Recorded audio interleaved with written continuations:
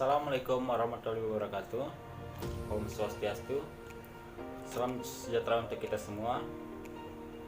Perkenalkan, nama saya Iwayan Adi Pratama, mahasiswa Sekolah Tinggi Ilmu Ekonomi 66 Kendari, nomor Stanbook 1966011043. Pada hari ini saya akan membawakan materi tentang pengantar bisnis. Dalam membuat bisnis, kita harus mempunyai planning. Jadi planning yang dimaksud merupakan pernyataan formal yang berisi tujuan pendirian sebuah bisnis.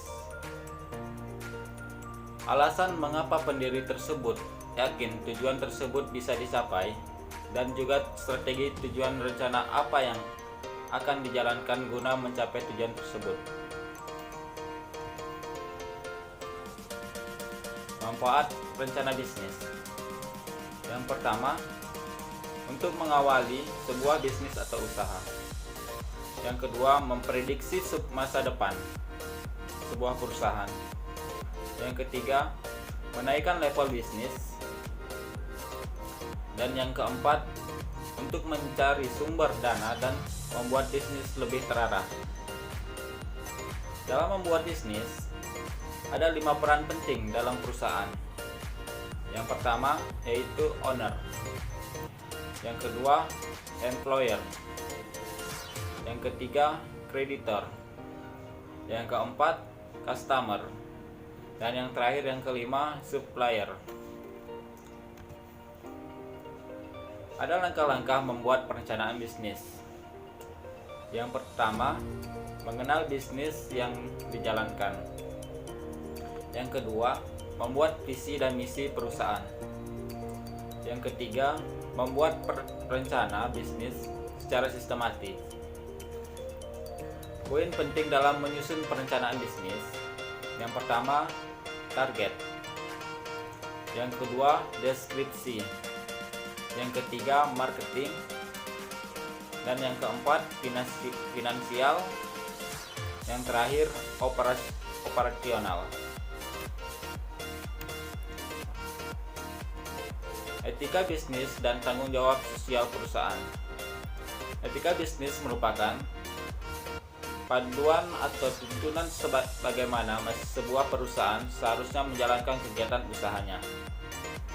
Tanggung jawab sosial perusahaan merupakan wujud kepedulian suatu entitas pada masyarakat dan lingkungan sekitar di mana ia berada. Lingkungan sekitar meliputi konsumen, supplier, karyawan, kreditor, lingkungan, komunitas, masyarakat, dan sekitarnya. Manfaat tanggung jawab sosial perusahaan. Yang pertama, mempertahankan dan mendongkrak reputasi citra usaha. Yang kedua, mendapat lisensi untuk beroperasional secara sosial. Yang ketiga, melebarkan akses sumber daya dalam atau bagi operasional usaha. Yang keempat, meredukasi biaya, misalnya terkait dampak pembuangan limbah. Masalah kerusakan lingkungan yang dapat ditimbulkan dalam kegiatan perusahaan. Yang pertama, polusi tanah. Yang kedua, polusi air. Yang ketiga, polusi udara. Yang keempat, pembuangan limbah beracun. Lingkungan perusahaan. Lingkungan perusahaan merupakan keseluruhan faktor-faktor eksternal yang berpengaruh perusahaan, baik organisasi maupun kegiatannya. Lingkungan perusahaan yang berpengaruh tidak langsung terhadap kegiatan perusahaan. Lingkungan eksternal perusahaan dapat dibedakan menjadi dua. Yang pertama, eksternal makro, merupakan lingkungan eksternal yang berpengaruh tidak langsung terhadap kegiatan usaha. Contohnya, hukum. Yang kedua, perekonomian. Yang ketiga, pendidikan dan kebudayaan. Yang keempat, sosial dan budaya. Yang kelima, kependudukan. Yang keenam, hubungan internasional. Yang kedua, lingkungan eksternal mikro.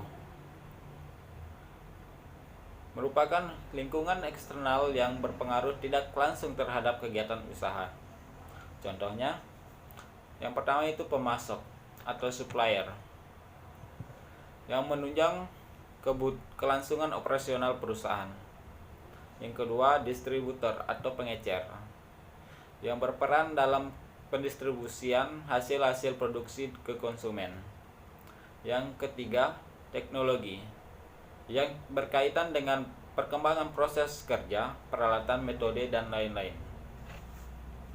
Yang keempat, pasar. Pasar sebagai sasaran bagi produk yang dihasilkan perusahaan. Yang kedua, lingkungan internal. Lingkungan internal merupakan faktor-faktor yang berada dalam kegiatan produksi dan langsung mempengaruhi hasil-hasil produksi. Yang pertama, tenaga kerja. Yang kedua, peralatan dan mesin. Yang ketiga, permodalan atau pemilik investor pengelolaan dana. Yang keempat, bahan mentah, bahan setengah jadi, pegudangan. Yang kelima, sistem operasi informasi dan administrasi sebagai acuan pengambilan keputusan. Baik, sekian materi yang saya dapat sampaikan. Kurang dan lebihnya mohon dimaafkan. Saya tutup dengan ucapan wassalamualaikum warahmatullahi wabarakatuh. Om Santi Santi Om. Salam sejahtera untuk kita semua.